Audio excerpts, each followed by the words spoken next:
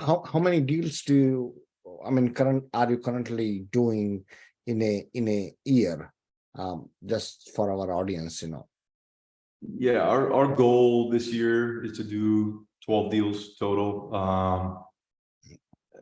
It's we're in an interesting market to say the least, right?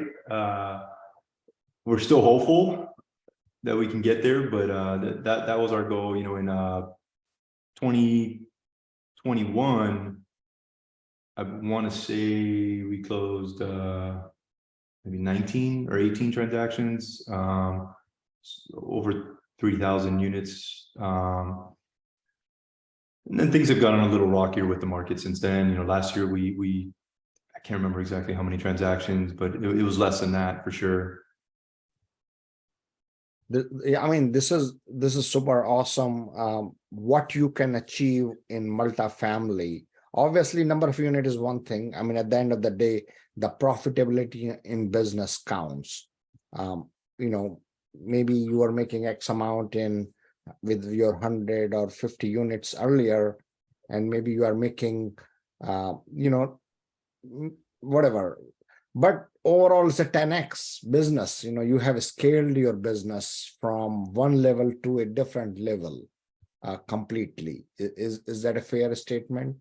That's a fair statement. I mean, I've heard others say this, and they're not wrong, right? You're going to have a bigger piece of the pie if you want to go with the smaller units and maybe try to JV it and not syndicate it and bring your own money. Fair enough, but you're also going to take up all your time managing that. Where if you take maybe a smaller piece of that pie and you're able to scale it and you're able to put in a team, because with scale, you can then bring on a team, right? And if you build the right team, then you can add more time to yourself. And that's my goal, right? I want to build something bigger than me and kind of buy my time back in a sense. So it really sounds like it has to be very intentional from the beginning. Those who are getting into real estate, it should be a very intentional approach. Yes, to your point, getting into smaller deals, for family or whatever, having a bigger pie, but you end up spending more time on those deals. If you were given an opportunity, or if you had that light bulb in the beginning, would you say that you would start from the multifamily from the beginning? Like what would be your thought on that?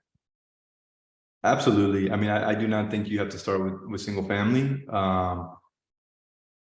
I learned a lot for sure, a lot of experience, I've been through a down cycle. I understand what we're about to go through. Not every recession's the same, but I realized that the market's not always going up, right? That you really got to know your operations and know what's going on. Yeah.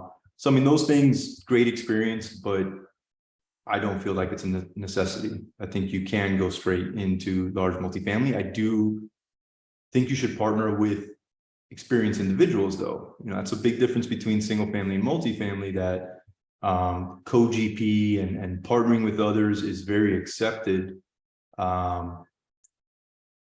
So I do suggest you partner with somebody and learn from them on however many deals it takes you to do that. But yeah.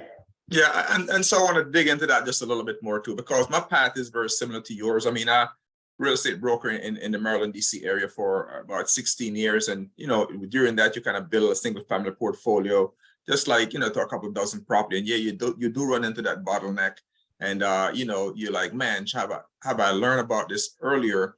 Then it would make a tremendous difference. I mean, so you make reference of one partnering with operators who are already there. Maybe you can add some more to that. I mean, how does someone who want to skip the whole single family realm of real estate investing step right into the multifamily space? What are some things they probably need to think about in terms of doing that would help them to transition into that space?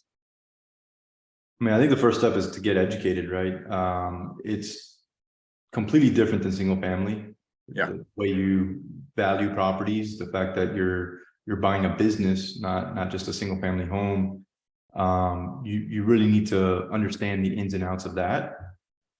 And then you know, if you want to speed things up, I do suggest getting a coach. You know, I got coaching before I did the single family. I got coaching before I did the multifamily. Learn from somebody else's experience, right? Is the idea there. And then find one of the aspects that it takes to do a multifamily syndication, which, you know, if you break it down real simple, it's finding the deal or bringing the money. Right. You know, if you're good at one of those two, and you can break it down a little bit further, you got to manage the deal. If you're really good at managing operating deals, that could also work. And then maybe even to the point where if you're really good at underwriting, you can maybe get yourself into some partnerships as well. But the main two are finding a deal and bringing the equity. At first, maybe focus on one of those, leverage that, bring that to another team that's experienced, and do some deals there, learn hands-on.